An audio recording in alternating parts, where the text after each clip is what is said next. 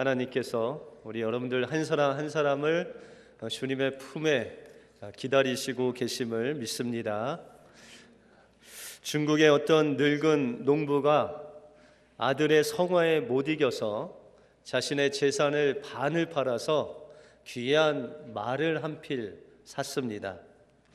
그런데 그 말이 그만 잘 관리를 못해서 도망가 버리고 말았습니다. 그러자 동네 사람들은 이런 불행한 일을 당한 이 농부에게 찾아와서 위로의 말을 전했습니다. 그러나 그 농부는 태연하게 그들에게 이야기하기를 이 일이 불행한 일인지 어찌 알 수 있겠소라고 그렇게 이야기하는 것입니다. 얼마 후에 이 도망한 말이 자신보다 더 값비싼 종말을 이끌고 집으로 돌아왔습니다. 그랬더니 동네 사람들이 몰려와서 복이 넝쿨째 왔다고 아주 칭찬하면서 이 농부를 격려했습니다. 그러나 이 늙은 농부는 그들에게 또 이런 얘기를 했습니다. 이 일이 복이라는 것을 어찌 알겠소라고 그렇게 말하는 것이었습니다. 그 후에 종마를 길들였던 이 아들이 종마 뒷발에 차여서 그만 다리가 부러지는 그런 일이 있었습니다. 이웃 사람들이 농부에게 와서 위로의 말을 전했습니다. 그랬더니 농부가 하는 이야기가 한결같이 이 일이 불행이라는 것을 어찌 알 수 있겠소라고 그렇게 말을 했답니다. 얼마 후에 전쟁이 일어나자 마을의 건강한 사람들, 그 젊은이들은 다 군대에 들어갔는데 이 아들은 다리를 다쳐서 군대에 가지 않고 마을에서 행복하게 살았답니다. 여러분들, 우리의 삶을, 우리의 인생을 어찌 한치 앞을 알 수 있겠습니까? 우리의 인생의 모든 것을 주관하시는 그 하나님만이 우리의 인생의 모든 것을 아시는 분이시라는 것입니다. 그러므로 우리의 인생을 아시는 그 하나님께 우리의 인생을 맡기면 우리의 인생을 그 하나님께서 책임져 주신다는 것입니다. 우리의 한치 앞을 모르는 우리의 인생을 너무 성급하게 결론 짓지 말고 늘 우리의 인생을 하나님께 맡겨 드리심으로 여러분들의 인생을 하나님께서 책임지시는 여러분들의 삶이 되시길 바랍니다. 오늘 본문 말씀 이사야 30장에서는 우리를 기다리시는 하나님에 대해서 말씀하고 있습니다. 그러면 하나님이 우리를 기다린다는 뜻이 무엇이고 우리가 하나님 기다림 앞에 어떻게 반응해야 되는지를 오늘 본문을 통해서 살펴보겠습니다. 먼저 하나님께서는 우리를 기다리신다라고 말씀하고 있습니다. 우리가 흔히 기다린다라고 하면은 우리가 하나님을 기다린다라고 생각합니다.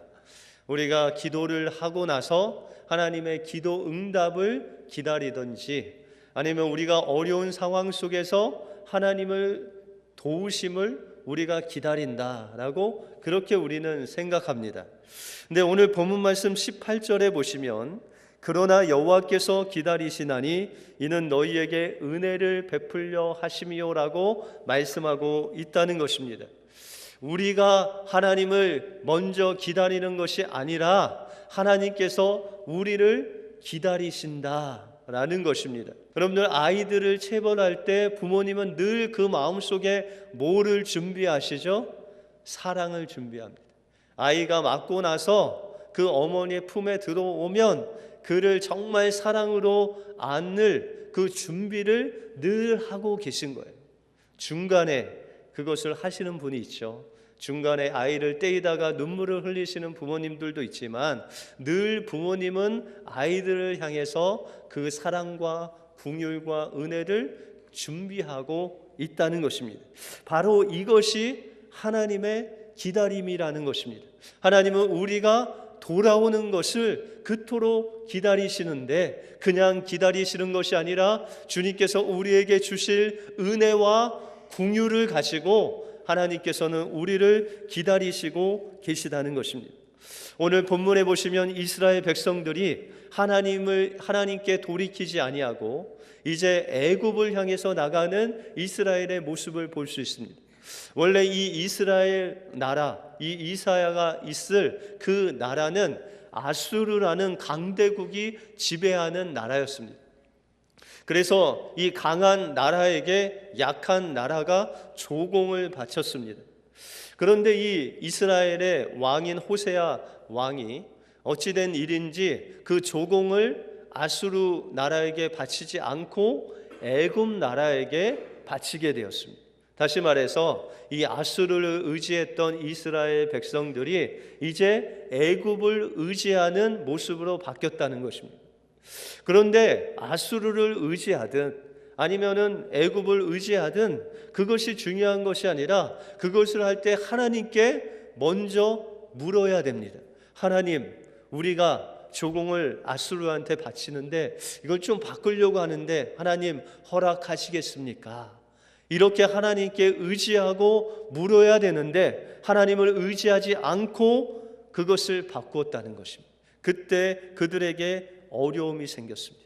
이 아수르 나라가 전쟁을 일으켜서 이스라엘 백성들을 전쟁을 일으켜서 쳐들어온 것입니다. 이런 상황 속에서 하나님께서는 말씀하시기를 하나님께 묻지도 아니하고 하나님을 의지하지 않고 애굽을 의지한 그 이스라엘 백성들을 향해서 주님은 말씀하시기를 그럼에도 불구하고 여호와께서 그들을 기다리신다라고 그렇게 말씀하고 있는 것입니다. 베드로후서 3장 8절과 9절에 보시면 사랑하는 자들아 주께는 하루가 천년 같고 천년이 하루 같은 이 한 가지를 잊지 말라. 주의 약속은 어떤 이에 더디다고 생각하는 것과 같이 아니하고 더딘다는 것이 아니라 오직 너희를 대하여 오래 참으사 아무도 멸망치 않고 다 회개하기에 이르기를 원하시느니라 라고 말씀하고 있다는 것입니다. 여러분들, 때때로 우리가 하나님의 응답이 늦어질 때가 있습니다. 하나님의 그 도우심이 늦어질 때가 있습니다.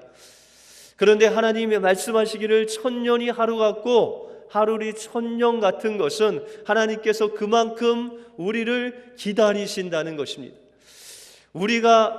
우리에게 응답하는 것이 느린 것이 아니라 우리가 하나님께로 돌아가는 것이 느리다는 것입니다. 그런데 하나님께서는 우리의 그 돌아가는 것을 하루가 아닌 천년이 아닌 오래 참으신다는 것입니다.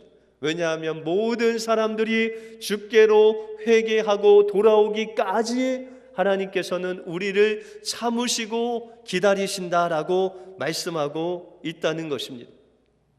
그래서 하나님께서는 우리를 기다리십니다. 또한 우리를 기다리실 뿐만 아니라 18절 중반부에 보시면 일어나시나니 이는 너희를 긍휼히 여기려 하심이라 라고 말씀하고 있습니다. 하나님께서는 우리가 돌아오는 것을 기다리실 뿐만 아니라 주님께서는 일어나셔서 우리를 찾아오시는 분이시라고 말씀하고 있습니다. 여러분들, 마태복음 20장에 보시면 포도원 품꾼 비유가 나옵니다. 이 포도원 품꾼을 찾으러 간 그 주인이 이른 새벽부터 이 일거리를 찾는 품꾼들을 찾아 나섰습니다. 여기서 이른 아침이라는 것은 보통 새벽 5시나 6시를 의미합니다. 그렇게 새벽과 같이 일어나서 그 품꾼들을 찾아서 포도원으로 들여보냅니다. 그런데 성경에 보시면 9시에도 품꾼들을 찾았고 또한 12시에도 찾았다고 합니다. 여러분들, 보통 일이 몇 시에 끝납니까? 오늘 성경에 마태복음 20장에 보니까 5시면은 포도원 그 일이 끝납니다. 근데 이 주인이 3시에도 나가서 사람을 찾고 4시에도 나가서 사람을 찾습니다. 여러분들, 4시에 나가서 사람을 찾아오면 1시간 동안 그 사람이 무슨 일을 하겠습니까? 그래서 여러분들, 이 포도원 주인이 품꾼을 찾은 것은 일을 시키기 위해서 품꾼을 찾은 것이 아니라 그 품꾼에게 싹을 주려고 그 품꾼을 찾았다는 거예요. 여러분들, 하나님께서는 여러분들을 찾는데, 여러분들 기다리시는데, 여러분들이 무엇인가 가지고 돌아오는 것을 기다리시는 것이 아니라 여러분들이 그냥 돌아오시기만 하면 하나님께서 주실 은혜와 긍휼을 가지고 여러분들을 기다리시고 계시다고 말씀하고 있다는 것입니다. 주님께서는 아침에도 점심에도 여러분들 돌아오기를 기다리실 뿐만 아니라 여러분들을 찾아 나선다는 것입니다. 놀이터에도 가보고 어디 시장에도 가보고 지금 일이 없어 놀고 있는 사람이 있는가 찾고 있다는 것입니다. 여러분들, 구약 성경에 보면 좀 몸이 불편한 자는 그 회중에 들어올 수가 없었습니다. 여러분들, 일을 잘할 수 있는 사람은 어떤 사람입니까? 건강한 사람이죠. 기술이 있는 사람이에요. 근데 천국에는 기술이 있어도 건강에도 들어가는 것이 아니라 주님께서 부르실 때 응답하는 자를 주님이 찾으신다는 것입니다. 용서받지 못할 자를 찾아 헤매야 하시고, 또한 사랑받을 수 없는 자를 찾아서 헤매이시는 그 하나님이 바로 긍휼의 하나님이시라는 것입니다. 그분이 우리를 찾고 계신다는 것입니다. 여러분, 사도행전에 보시면은 사울이 예수 그리스도의 이름을 부르는 자마다 잡아서 감옥에 넣었습니다. 그는 예루살렘뿐만 아니라 이스라엘을 벗어나서 다메섹, 그 아수르 지역을 향해서 예수 이름을 부르는 자를, 그렇게 도망한 자를 찾아서 잡으려고, 감옥에 넣으려고 그렇게 찾아가고 있는 중간에 주님께서 빛으로 그를 찾아오셨습니다. 그 빛은 태양빛보다 강렬해서 그 사울의 눈을 멀게 할 만큼 그런 강한 빛으로 주님이 사울을 찾아오셨습니다. 그리고 그가 주님께 말합니다. 당신은 누구십니까? 그랬더니 주님께서 말씀하시기를 나는 내가 핍박하는 예수라 라고 말합니다. 그때 이 사울은 완전히 그 머리가, 그 마음이 온통 혼란스러웠습니다. 자기가 그토록 기다렸던 그 메시아, 그토록 기다렸던 그 하나님을 지금 그 다메섹 도상에 가는 길에서 예수 믿는, 예수 이름을 부르는 그 메시아를 믿는 자들을 핍박하는 자신의 모습을 보게 되었다는 것입니다. 그리고 예수 그리스도가 누구신지를 그때 알게 되었습니다. 그래서 그는 식음을 전폐하고 그 예수님께 기도하기 시작했습니다. 그는 먹지 않았습니다. 식음을 전폐하고 그 예수님이 누구신지를 기도하면서 바라보았습니다. 그리고 13년 동안 그는 아라비아에 가서 하나님의 말씀을 묵상하면서 예수가 누구신지, 하나님이 누구신지, 나는 그 앞에서 누구인지를 정확히 알고 그는 13년 후에 복음을 전하는 전도자로 변화되게 되었다는 것입니다. 주님께서는 여러분들이 돌아오시기를 기다리십니다. 여러분들이 만약에 돌아오지 아니하신다면 주님께서 여러분들 찾아가셔서 그 잃어버린 양을 어깨에 매듯 여러분들을 메고 주님 돌아오시기를 원하십니다. 그 주님 앞에 여러분들, 주님의 기다리심과 찾으심 앞에 여러분들의 모든 죄악을 내려놓고 주님께 돌이키시길 바랍니다. 회개하시기 바랍니다. 그때 주님께서 여러분들을 은혜와 사랑으로 맞아 주실 것입니다. 주님의 기다림에 응답하심으로 인해서 주님이 주시는 이 기다림의 축복을 받아 누리시는 여러분들의 삶이 되시길 바랍니다. 그러면 우리는 주님의 이 기다림 앞에 어떻게 반응해야 되겠습니까? 이스라엘 백성들이 아수르 침공을 받아서 더 이상 이 예루살렘 안에 머물 수가 없었습니다. 이제 이 아수르가 침공을 해서 이 예루살렘 성을 완전히 포위했습니다. 그래서 이 예루살렘 성에서 나올 수가 없었습니다. 나오면 그냥 죽는 것이었습니다. 그래서 이 예루살렘 안에의 그 환경이 하루가 지나고 이틀이 지날 때는 괜찮았습니다. 100일이 지나고 1년이 지나니까 그 예루살렘 안에 먹을 것이 더 이상 없었습니다. 그래서 그들은 말하기를 오늘은 저 집의 아이를 먹고 또 다음 날은 저 집의 아이를 먹는 그런 엄청난 비참한 상황까지 이르게 되었다는 것입니다. 그제서야 비로소 이스라엘이 하나님을 기다리는 그 기다림이 시작되었다는 것입니다. 그것은 바로 부르짖는 것이었습니다. 하나님, 이 비참한 현실을 보시고 우리를 살려주십시오. 하나님, 이번 한 번만 우리를 도와주시면 우리가 하나님을 잘 믿겠습니다라고 하나님께 부르짖는 그들의 모습을 우리가 볼 수 있습니다. 우리 19절에 보시면 시온에 거하며 예루살렘에 거하는 백성들아, 너는 다시 통곡하지 않을 것이라. 그가 너의 부르짖는 소리를 인하여 내게 은혜를 베푸시되 들으실 때에 내게 응답하시라 라고 말씀하고 있습니다. 하나님께서 우리가 부르짖을 때 하나님께서는 그것을 기다리신다는 것입니다. 그리고 그것에 응답해서 우리의 마음을 활짝 열고 그 신음하는 그 소리가 섞인 부르짖음을 하나님께서는 들으시고 우리에게 즉각 응답하시고 우리를 찾아오셔서 우리를 구원해 주시는 그 하나님이 바로 기다림의 하나님이다라고 말씀하고 있다는 것입니다. 그러면 우리가 하나님 앞에 부르짖고 하나님 앞에서 어떻게 해야 되겠습니까? 오늘 15절에 보시면 주 여호와 이스라엘이 거룩한 자가 말씀하시되 너희가 돌이켜 안연히 처하여야 구원을 얻을 것이요 잠잠하고 신뢰하여야 힘을 얻을 것이다 라고 말씀하고 있습니다. 다시 말해서 우리가 주님께 돌이켜서 하나님 앞에 부르짖고 이제는 조용한 가운데 하나님의 구원을 바라보라는 것입니다. 하나님께서 어떻게 우리를 구원하실지 우리의 인간의 생각으로는 상상할 수 없는 방법으로 하나님께서 구원하신다는 것입니다. 이스라엘 백성들이 그가 광야의 길을 갈 때 그들이 물이 없어서 먹을 것이 없어서 하나님을 원망하고 모세를 원망했습니다. 그때 하나님을 원망하는 이스라엘 백성들에게 하나님은 불뱀을 보내셔서 그들을 그 불뱀에 물려 죽게 하셨습니다.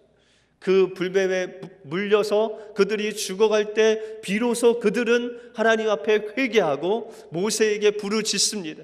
이번 한 번만 용서해달라고 부르짖습니다. 그때 모세가 하나님 앞에 기도합니다.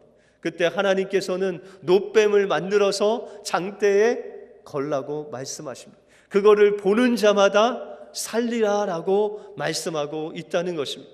하나님께서는 우리가 부르짖는 우리들에게 주님을 십자가에 2000년 전에 보내주셔서 그 십자가에 달리게 하시고 그 예수 그리스도의 죽음을 믿는 자마다 멸망치 않고 생명을 얻을 수 있도록 이미 은혜를 베풀어 주셨다는 것입니다. 우리가 할 일은 이제 주님을 바라보는 것입니다. 하나님께서 2000년 전에 예수 그리스도를 이 땅에 보내주셔서 우리에게 어떤 은혜를 주셨고 우리가 그 은혜를 어떻게 바라보아야 되는지를 지금 우리에게 말씀해 주시고 있다는 것입니다. 신기하게도 그 장대에 매달린 그 놋뱀을 바라보는 자마다 그 불뱀에 물린 것이 치료되었습니다. 더 안타까운 것은 모세가 그 모든 사람들에게 이야기했는데도 불구하고 예수 그리스도께서 십자가에 죽으실 때 모든 사람들이 보는 앞에서 죽었는데도 불구하고 그 본 사람 중에 예수 그리스도를 그 마음속에 믿지 않는 자들이 있었다는 것입니다. 하나님의 말씀이 번역되고 성경이 사람들에게 전달되고 미션을 통해서 하나님의 복음이 땅끝까지 전해지고 있는데도 불구하고 그 복음을 믿는 자마다 구원을 얻는데도 불구하고 그것을 다 믿는 것이 아니라 어떤 사람은 예수 그리스도를 믿고 마음속에 영접하는 사람이 있는가 하면 그 예수 그리스도의 십자가를 그 예수님을 마음속에 받아들이지 않는 사람들도 있었다는 것입니다. 그러면 우리가 잠잠히 그 주님을 바라보면서 우리의 마음을 열어 예수 그리스도의 그 오심을 기다리는 우리에게 하나님께서 어떤 축복으로 우리에게 다가오시냐 말입니다. 우리 20절에 보시면 주께서 너희에게 환난의 떡과 고생의 물을 주시나니 내 스승은 다시 숨기지 아니하리니 내 눈이 내 스승을 볼 것이다 라고 말씀하고 있습니다. 여러분들, 우리가 주님께 돌이키지 아니하고 주님의 기다리심에 응답하지 않을 때 환난의 떡과 고난의 잔으로 우리가 그 환난을 겪었습니다.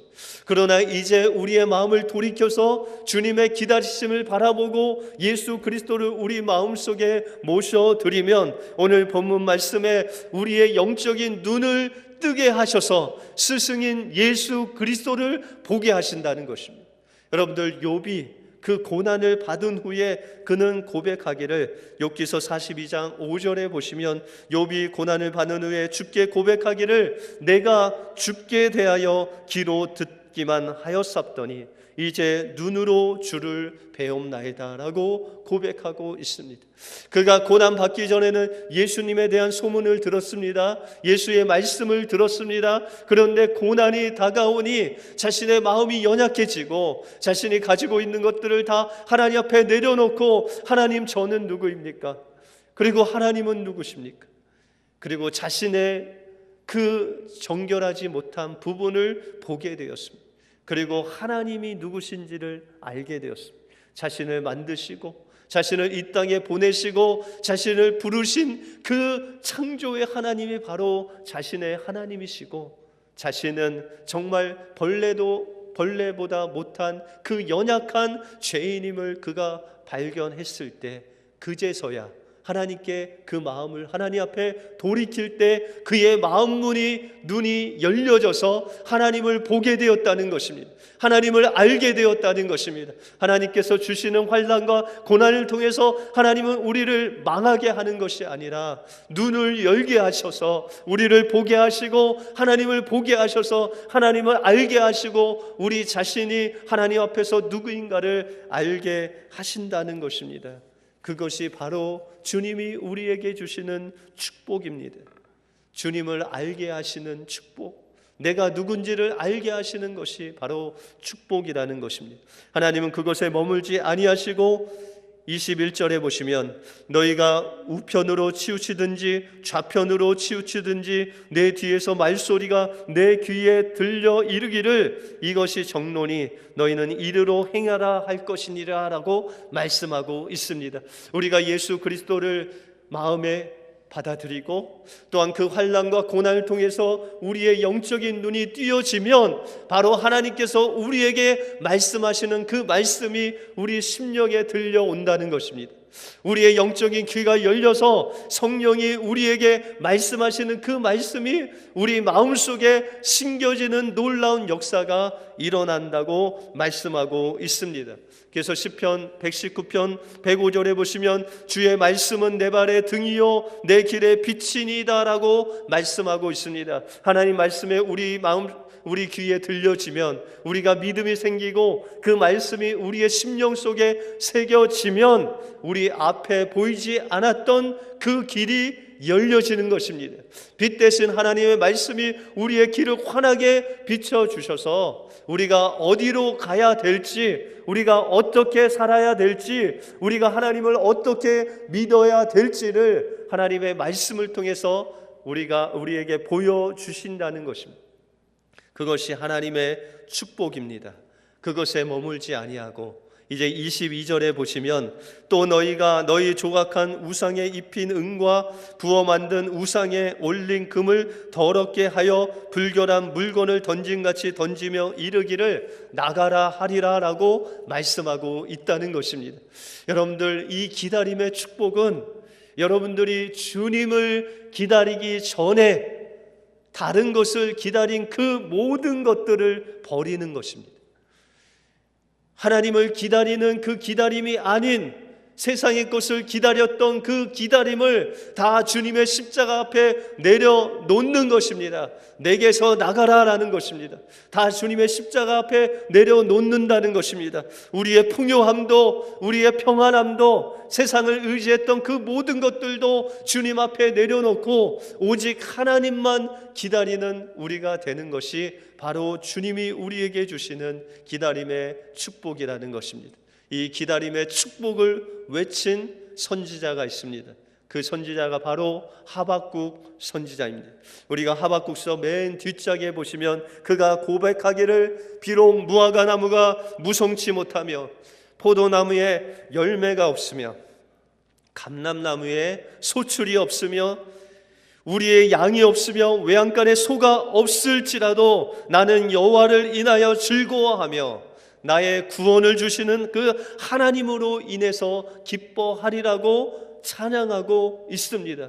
여러분들, 그의 소출이 없고 그가 농사를 지었는데 그것이 풍년이 되지 아니하고 내가 짐승을 길렀는데 그것이 풍성하게 되지 않을지라도 내가 1년 동안 수고하고 내가 1년 동안 그렇게 애써서 사업을 했는데 비록 그것을 통해서 우리가 얻은 것은 없지만 그러나 주님께서 나와 함께 하시고 우리를 여기까지 인도하여 주시고 우리에게 구원을 주신 그 여호와를 인해서 우리가 기뻐한다는 것입니다. 그 주님께서 주님을 기뻐하는 자를 사슴과 같이 뛰게 하시고 높은 곳으로 인도하실 그 주님을 바라보면서 우리가 하나님 앞에 감사하는 것이 바로 하나님께서 기다림을 통해서 우리에게 주신 축복이라는 것입니다. 오늘도 주님은 여러분들을 기다리십니다. 그 기다리시는 주님 앞에 여러분들의 마음을 활짝 열고 돌이켜서 주님을 기다려 보시길 바랍니다. 그러면 여호와께서 구원의 하나님으로 생명의 하나님으로 여러분들의 주인이 되실 것입니다.